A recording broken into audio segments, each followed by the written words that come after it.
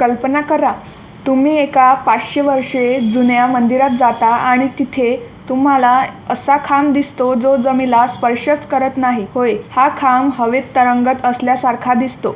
हे ऐकून एखादी जादू वाटेल, पण हे वास्तव आहे. आंध्र प्रदेशातील लेपाक्षी टेम्पल मध्ये असलेला हा रहस्यमय खांब आजही जगभरातील पर्यटक आणि अभियंत्यांना आश्चर्यचकित करतो. मंदिरात एकूण सुमारे 70 खांब आहेत, पण त्यातील एक खांब जमिनीपासून थोडाच उंच आहे, इतका की त्याच्या खाली कापड किंवा कागद सहजपणे सरकवता येतो.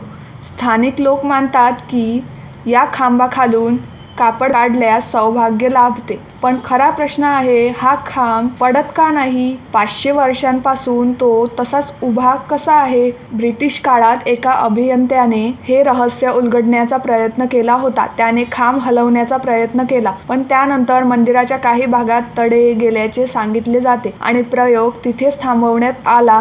आजही तज्ज्ञांचे मत आहे की संपूर्ण मंदिराचे वजन आणि संतुलन इतक्या अचूक पद्धतीने मांडले गेले आहे की हा खांब स्वतंत्र दिसत असला तरी संपूर्ण रचनेचा भाग म्हणून स्थिर आहे. पण प्रश्न अजूनही कायम आहे, 500 वर्षांपूर्वी अशी अभियांत्रिकी नेमकी कशी शक्य झाली? हे प्राचीन भारतीय वास्तुकलेचे अद्भुत कौशल्य आहे की अजूनही न उलगडलेले एखादे रहस्य? निर्णय तुम्हीच घ्या, कारण लेपाक्षीचा हा तरंगणारा खांब आजही विज्ञान आणि श्रद्धा यांच्यामधील सर्वात मोठ्या गुढांपैकी एक मानला जातो.